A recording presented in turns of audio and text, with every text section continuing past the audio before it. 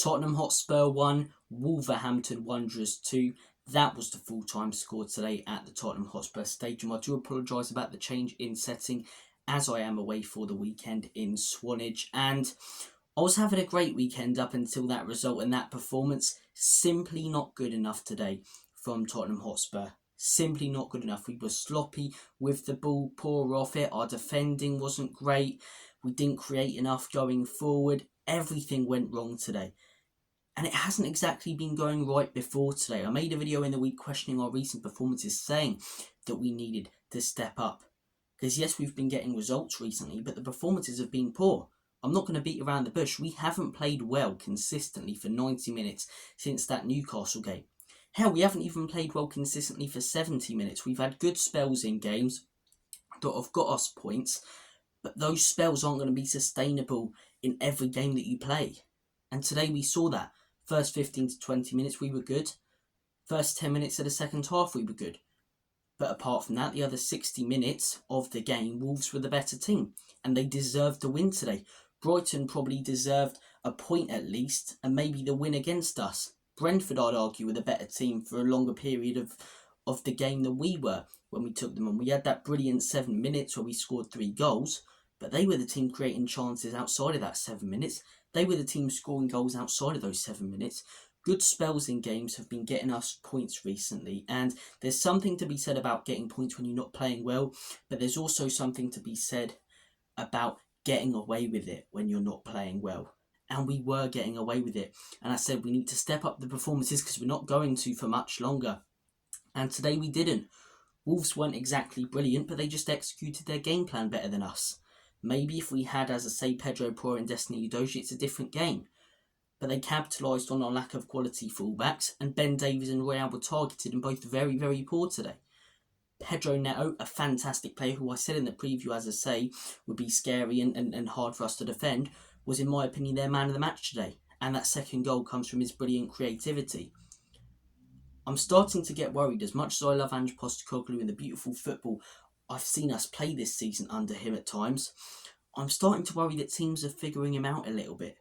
Sit back, as I say, they know we're going to invert our wing backs, they know we're going to play narrow and try and play intricate passes, so sit back with a back three, make it really tight against Spurs and counter-attack them with pace, and with their high line they won't be able to deal with it.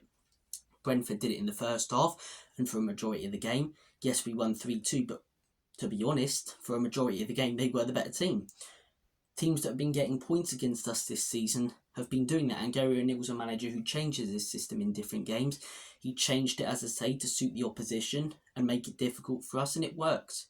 Credit to Wolves. They were good today. They weren't outstanding, they were good. They've got some good players, but they capitalised on us. We've got to stop making it easy for teams to figure us out. And next week now, in this top 4 race is huge. Look, in my opinion, getting into Europe is a good season when you consider we finished 8th last season, just were a shambles of a football club and team. Top 4 would be massive. European football would be a good season. Anything 8th or above is acceptable.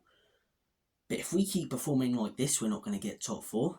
If we keep performing like this, we might not even get Europa League. And all of that hard work and all of those fantastic points we got in that brilliant start to the season, it won't mean diddly.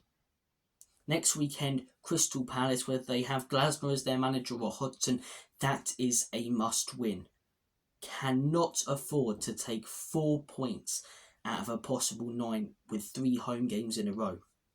Especially when you look at April and you look at the fact we've got Newcastle away, I think Manchester City at home, then Arsenal at home, and then Liverpool away. The 4 toughest, arguably, Premier League games this season. Also got Villa coming up and Chelsea, which will probably be rescheduled around that time as well. Some very, very, very tough away games coming up. April, a very tough month. These are the points we need to be picking up. And yes, we didn't have our wing-backs today, and would have it been different? Potentially. But still, becoming too easy to figure out. And we had some back. We had Sarr back. We had Bissouma back. It's frustrating.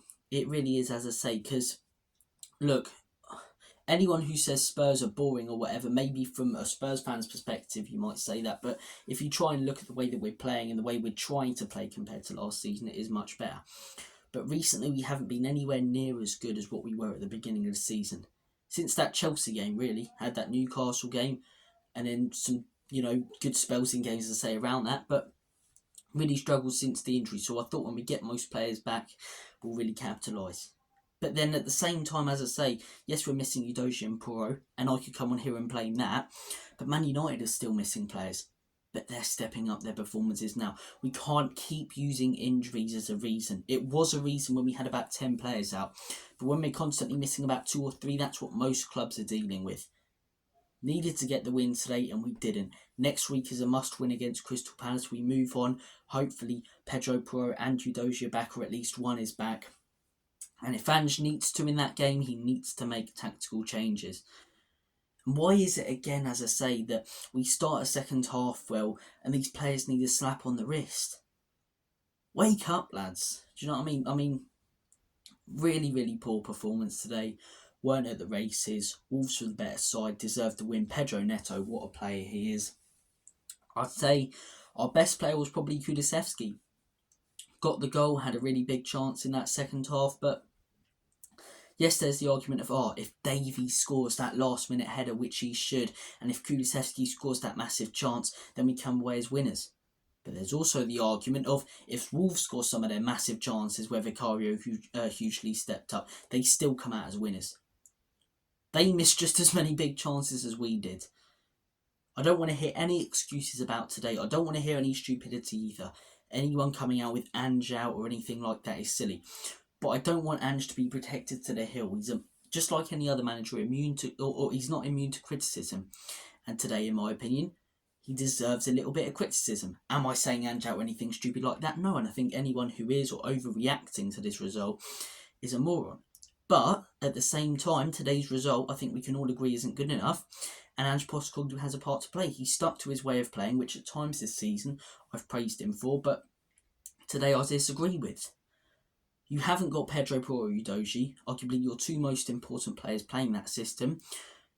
The drop-off, when you look at Davies and Royale, especially with the players they're going to come up against, and a team that plays and relies on wingers, I thought he should have either put Mickey van den Ven at left back or changed it to a back 3. He didn't. He put the left back in, he put the right back in, and just as I predicted, and most people would have predicted, it didn't work out because those players aren't good enough. Should Ange, as I say, have better wing-backs than he does to come off the bench? Yes. Yes, he should. But at the same time, should he maybe work a little bit better with his resources? Yes, he should. And I know I'm going to get criticised now for calling Ange Postecoglou out, but as I say, it feels like you can't call this manager out with many people getting annoyed. I'll call him out when he does stuff wrong. He's done so many fantastic things this season. I love him as our manager, and anyone saying Ange out or overreacting or questioning Ange Postecoglou's job at Spurs, as I say, I completely disagree with that. But to question, as I say, if he needs to change his system a little bit, not completely, but tweak it, depending on the circumstances, to question whether he needs to make substitutions at better times, I think is very fair, especially after today. But as I say, good performances, there weren't a lot. Some was quite poor. Maddison was quite poor. I think everyone in our team was quite poor apart from Vicario. And I'd say Kulusevski, even the defence weren't brilliant. Fair play to Wolves. Pedro Neto's a great player, but we're becoming far too predictable at the minute. Not putting in consistent performances when we need to. Hopefully next weekend against Palace, we can get that statement win. As I say, if we get Europa League, I'll be very happy this season. Europa Conference League, I'm not going to be the happiest man on planet Earth, but I'd take it over no Europe. And Champions League is obviously what we want.